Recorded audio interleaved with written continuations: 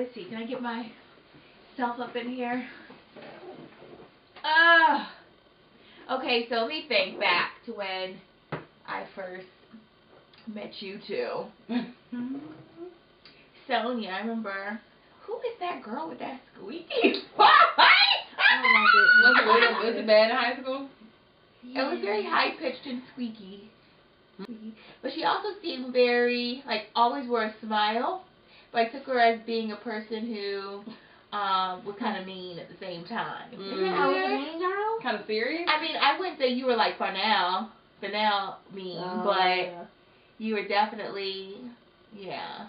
I would say it was awesome when you became the director of BFDC, because that's when I saw like you like truly blossom as the leader that you really are, and so it was wonderful to see that and be a part of that. Good deal.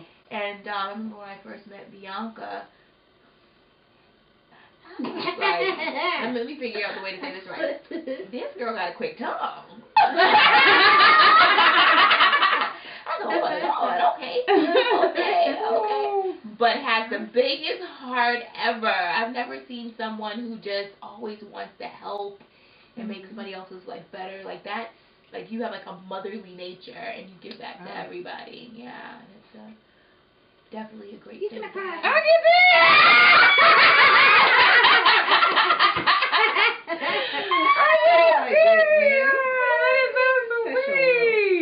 I think my first real impression of you was that you were really intense, and that you had this standard. Very extra.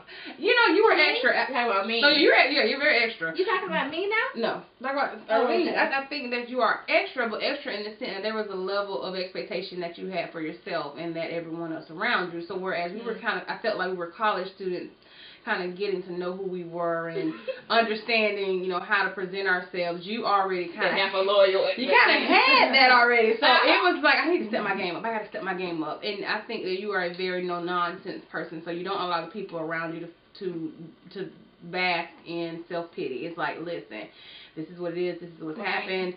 You need to pick yourself up out of bootstraps and do it. Like, you know, life is hard. These are, you know, we don't make excuses.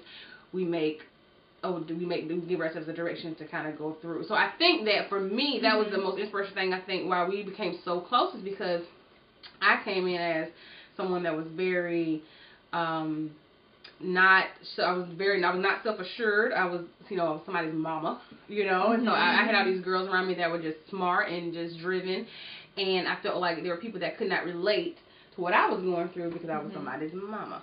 But I think, Arlene, you just brought something out of me that was, you know, this is what your circumstances. This is not who you are. So there's a whole other side of you than Bianca the mother. So under the guidance of Arlene and Sonia, I was able to really, you know, bring out an inner voice that I did not know that existed in me. And coming from a very small town, no one wanted to listen. Right. So when you get people that have that same voice and they want to hear what you have to say and they help you cultivate who you are, you become, you know, eternally grateful and indebted to them. And, you know, and the friendship speaks volumes because we've been through a lot together, a lot of stages in our lives. And I look forward to what the rest has to bring for us. Because I know at the end of the day, regardless of what happens, we're going to always have each other. Even if we don't talk all the time, we don't see each other all the time, there's an underlying level of genuineness and a foundation that will never be broken, regardless of where life takes us. So, you know, I live here locally, and the girls live out of town, and literally I haven't seen B in years, okay? And to have her to finally get her behind down here, this is pretty special, you guys. And follow through with it. And follow through with it. And just call you the day of and be like, girl. Or she'll text you or Facebook you. I was on my way, boy. Exactly. So, you know, actually making here and having Sonia too, like the three of us, this is crazy. It's nostalgic. Yeah, it's pretty awesome that we're all together. But we were reminiscing today about the organization that we used to be a part of. Always Will Live in Our Hearts when we were at UCF, the Black Female Development Circle. And let me tell you, when I talk about BFDC, I always have to take it back to the fact that when we came back to BFDC, when Dr. Graham contacted us and was like, you know, hey, this organization has, 7 members at the time. Fell off, And she was asking if, you know, we would take the reins. And so Sonia and I decided to go ahead and step up. Yeah. We had our first event, which was Spa Night. Remember Spa Night? I remember! We had Spa Night. And I think, post that event, we had, 80 new members. Yeah. From, 7 to 80 in less than 30 days. Literally. Yeah. Craziness. And we had such a jam-packed schedule of events that went on for that year. Yeah. Another thing too that made us so, I guess, so popular, not necessarily popular, but it got people out, was that forum with the guys. It was like a girls and guys forum. Yeah. And we linked up with the IOTAs. Remember that? Yeah, we did. Yeah. People were actually outside the door trying to get in and peek in. Oh that my God, crazy. I remember that. We was up in the front, management. That was us. Yeah. I do remember that. That was pretty awesome. And then what was Stroll Show was crazy, like we were saying. Yeah. When we had the big hats, the purple hats. Yes. Listen, and let me tell you what was real crazy about them hats, right? I think we had went to Ross or some store like that. It was Dillard's. It was Dillard's, and they were on sale. Let me tell Yeah. you, every last one of them Durham hats was different shades of purple. Do you remember that? Yes, everyone. And we were like, we're just gonna make this like the shades of purple. Yeah. We're gonna try to work with it. Yeah. I think some had rhinestones, some didn't. They did. It was all purple though, right? All that we tried to go around the top of it. They have the same rhinestones. We made it work. And it's just goodness. thinking back to, you know, the practices that we had and how that show came. It was just, it was so awesome. And then I know as far as the level that BFDC puts on now as well too with the Stroll Show is just amazing. And I mean, our predecessors had did an amazing job with the organization and even some of these signature events that we're talking about. And we kind of added maybe one or two other events to it. It was just that we had to bring it back to life after it fell off. You definitely rebirthed it. Yeah, and so it's funny because here in Orlando, you'll hear about the Stroll Show coming up.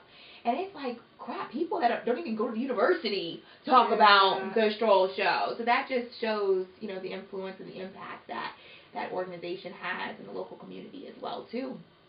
Putting out great things, and we were a part of it. Yeah, hats off to you guys. I don't think you guys knew what you were really, I'm not going to say you didn't know what you were doing, but I don't think you knew the impact that you were going to have on UCF and really the community at large, because what you guys' vision was at that time, no one saw it.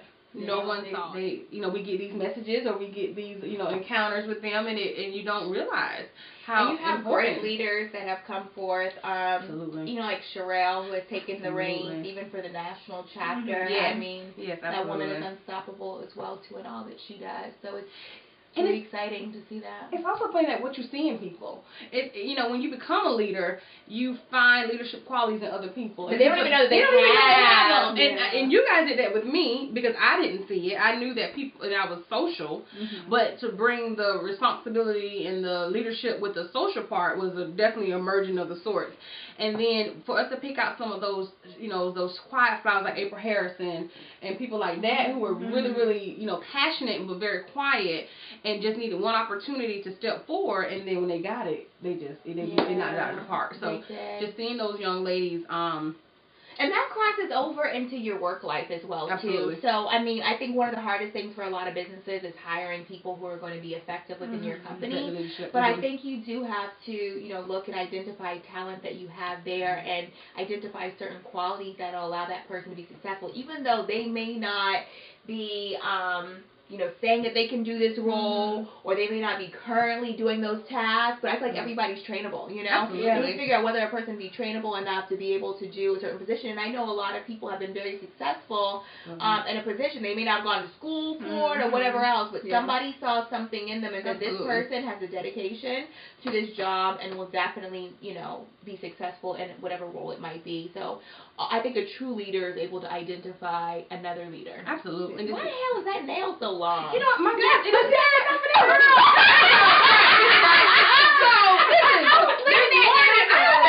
I have the most flimsiest neck. It is big and bright.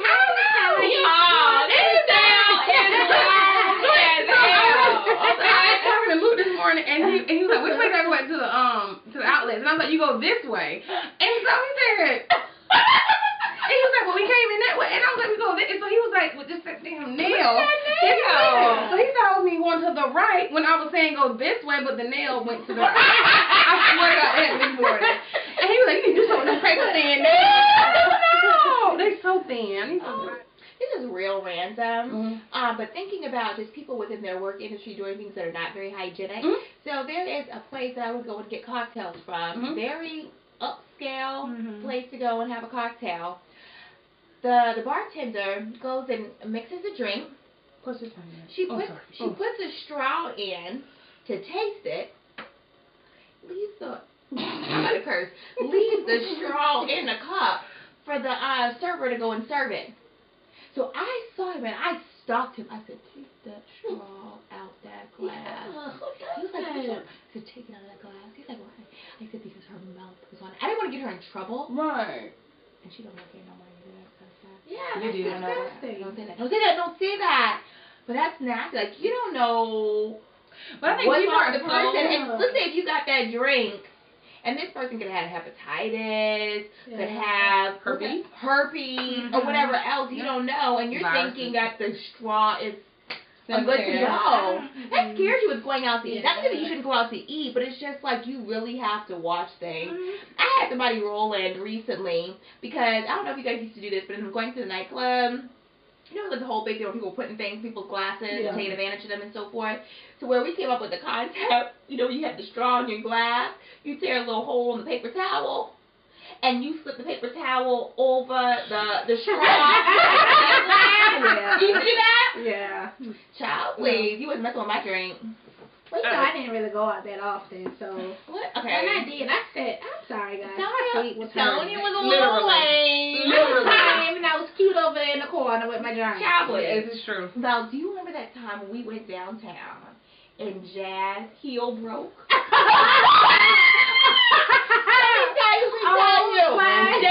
was ride or die. She was ride or die. Let me tell you what she did. Because if it were me, I'd be like, I'm ready to go. Yeah. We just got downtown and that heel broke. My time would have been over. It's time to leave. I know I didn't drive, but somebody needed to drive me home. That's how it would have been. Literally. This heifer broke the other heel off of the other shoe. Shout out to Jasmine, Monique, Michelle Brown. That is a whole government. Yeah.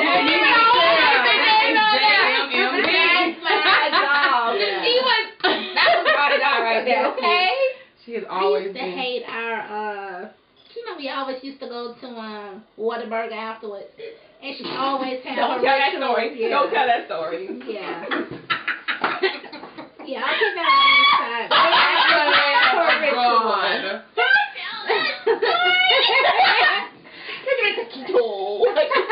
Oh my god. Oh my. Thanks guys for watching. See you next time.